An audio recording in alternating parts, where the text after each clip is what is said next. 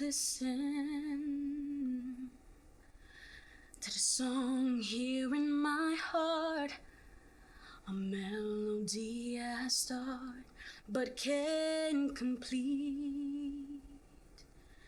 Listen to the sound from deep within. It's only beginning to find release. Oh, the time has come for my dreams to be heard. They will not be pushed aside and turned into your own, all 'cause you won't listen.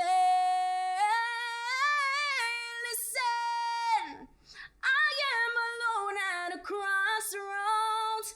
I made it home in my own home, and I tried to say what's on my mind. You should have known, oh, and now I'm done believing you. You don't know what I'm feeling. I'm more than what you made of me. I follow the voice you think you gave to me, but now I gotta find my own, my own, my own.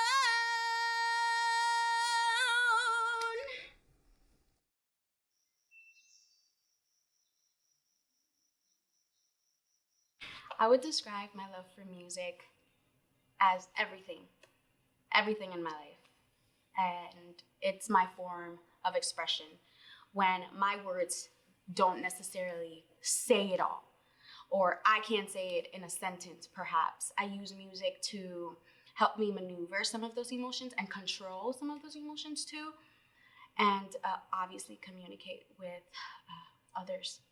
I feel that it's very interesting that these artistic mediums, painting, photography, songwriting, the act of singing, they hold a lot of weight in my life personally, and I would assume in yours too. Of course. Almost so that it's like a family member, or like a sibling, or like a child. Like I know that you hold it really close. It holds very close and near and dear to my heart.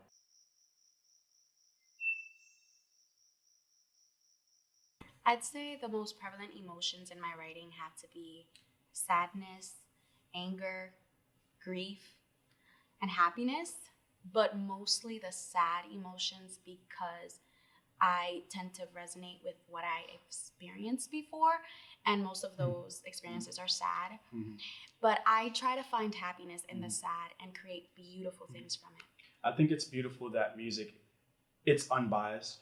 Mm-hmm. Really, a lot of artistic mediums are unbiased. It won't judge you for being sad. No. It won't judge you for being happy. You know, like you can be your freest self and your most vulnerable self with these kinds of things, and in a way that it takes on some kind of humanistic role where your medium becomes your shrink. I agree. And though it doesn't necessarily respond back, you still have you it. still have it to talk to. Yeah. And connect to.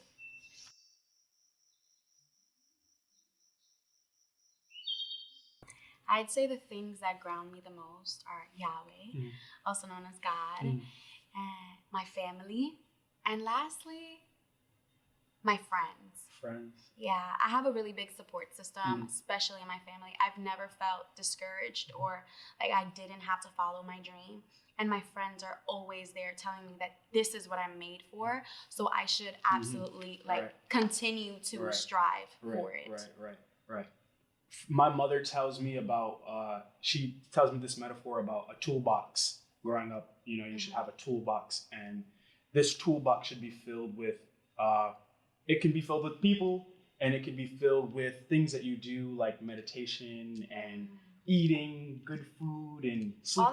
All the things that you love to do, and you use them to, build that foundation and fix your shit, and you get it all in. Yep.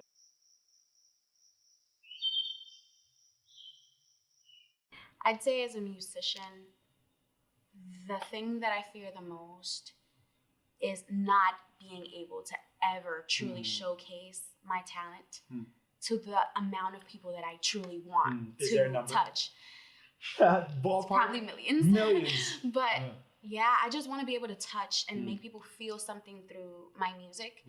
And I feel like if I'm never given the chance to truly conquer that, I truly feel like I haven't conquered anything in life. Do you think that you could say you go through this musical career and you're getting there, you're like 89, 95 years old, and maybe possibly you haven't gotten that amount of people. What do you think that you'd be able to be content? I guess I wouldn't be content. I'd definitely be discouraged by that time. But when I say that I'm never giving up on music, I really mean that, and I stick by that. So if God thinks that that's the time and that's the right time, then so be it.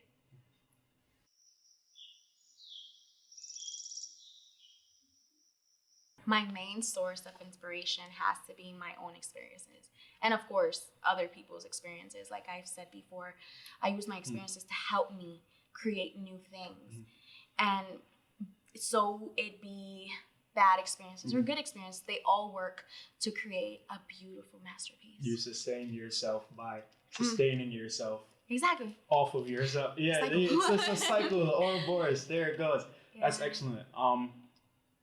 Yeah, using yourself as your own source of inspiration is a great thing. Do you have any personal kind of people that you look for reference in terms of your musical inspiration? Of course. Yeah. You name like 3 of them. Lauryn Hill, excellent. Christina Aguilera, and Whitney Houston, for sure. Favorite Lauryn Hill track? Damn, there's so many. I'm gonna say I've gotta find peace of mind. I gotta find peace of mind. There you go. Yes, I love that song.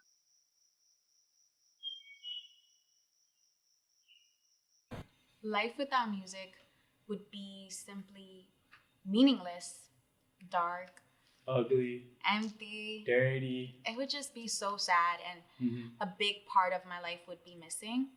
And for many other people as well, like music is many people's careers, and you'd be taking that away from them. You'd be taking their entire dream away, and people would just be existing in a world and not actually living.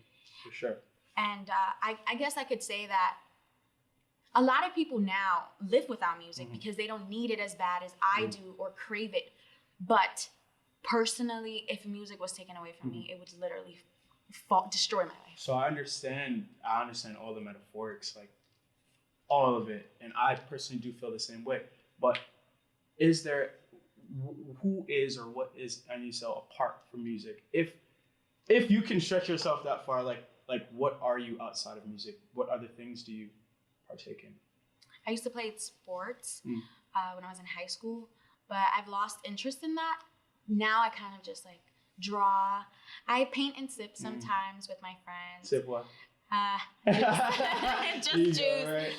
And I try to like just journal, write music, things like that. But music is mostly everything to me, so I do partake in a lot of anything that has to do with music. All those things are cute. The painting is, but it's music. The music is everything. It's music.